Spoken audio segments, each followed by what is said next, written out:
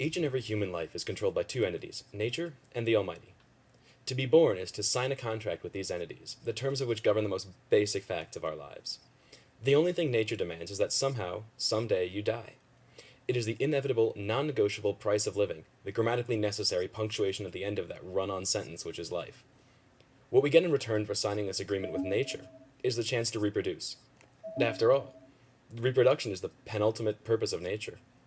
Nature exists in the dichotomy of life and death. It is the entity which reconciles those two fundamental opposites. Without nature making sure that each living being signs the contract, the natural ecological balances upon which all life rely would collapse. The Almighty makes a different command. He exists in response to what could be considered the unfair terms of our agreement with nature. The Almighty is there to give us a greater purpose than reproduction. His existence is what separates us from animals. At birth, the Almighty gives every human a reserve of happiness, which they may do with as they please.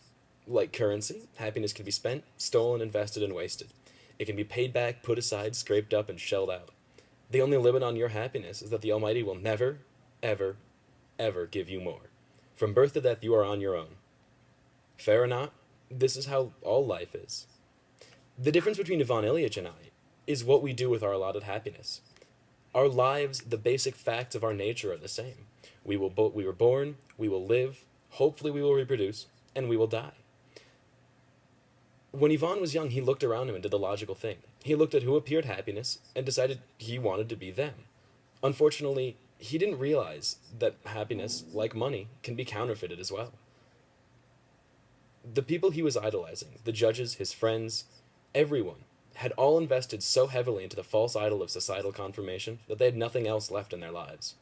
And rather than acknowledging their mistake, they masked their unhappiness by convincing themselves that they were, indeed, happy.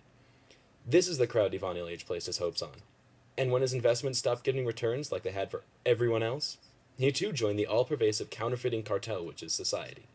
Thus, the well-being of an entire social class was resting on a contrived economy whose continuance was only possible through the collective deception of its members. Towards the end of his life, Ivan became two people. One was still fully compliant with the rules of self-deception and shallow introspection his society demanded, while the other was so far estranged by his illness that he could see the whole teetering structure swaying back and forth, with himself vainly standing on top, hanging on for dear life. The end of the novel is a very Heideggerian moment where Ivan realizes that everything in his life which he thought had value was in fact a concealing of the truth, rather than a revealing and a revelation. Just realizing the horrible root of Ivan's unhappiness is not enough.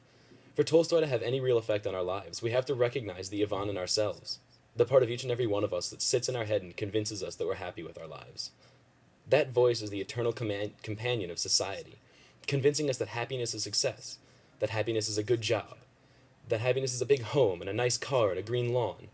In short, Ivan is the part of us which sees the earth on which we stand, not the world through which we move. Of course, I'm not immune to the Ivan voice in my head. I don't think it's even possible to ever completely ignore it. I've been lucky enough to be able to explore, to see where my happiness is best spent. Ivan stumbled into society's trap of falsehood at a young age. I've been fortunate enough to be exposed to more places and people and ways of thinking than Ivan was in his entire life.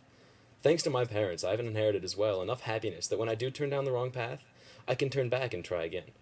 That was something that was never possible for Ivan. The second he decided to follow the path into the new society that he'd selected, he had no other choice than to follow that path until it either made him happy or he convinced himself that it did. It was the only way he could survive. I've also been lucky enough to pursue those things like skiing, which give me the most happiness. But I also see the threat in this. If I spend all my time doing those things which I love now, I could very well end up without the means to enjoy them later in life. Logically, if not enthusiastically, I know this. That's why I'm doing this speech right now instead of enjoying the mountains. I know that if I spend this weekend unhappy, or relatively unhappy on the scale of things, I could get 10 weekends over the next decade of skiing. The advantages I've had that Ivan haven't are not to say that Ivan is any less good of a person as I am. He's not any... I'm not smarter, I'm not better. We simply started in a different place in life. I was fortunate to be brought up in a family and society which taught me the difference between happiness and success, an opportunity which Ivan was not availed of. Instead, Ivan saw what he thought was an easy path to happiness, and he took it. What he ended up with was success. He spent his happiness and replaced it with a false sense of satisfaction. More importantly, by the time of his death, Ivan had nothing left to give his son. The one source of happiness, the one investment which anyone should be able to count on to always yield a return, should be children. My, par- my parents have invested their happiness in me.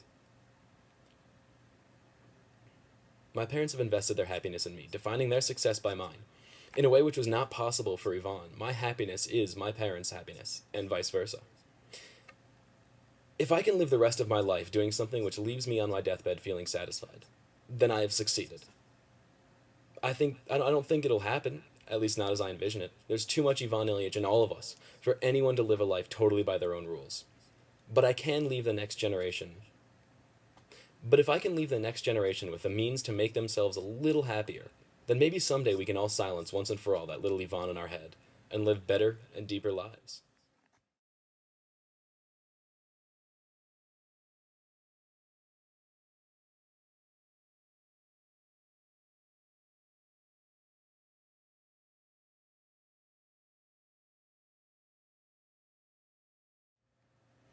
And this is just a side note. The Almighty that I talked about in the speech is not God. It's just some sort of greater force than any of us. I guess a God figure, but not actually God, just to clarify that.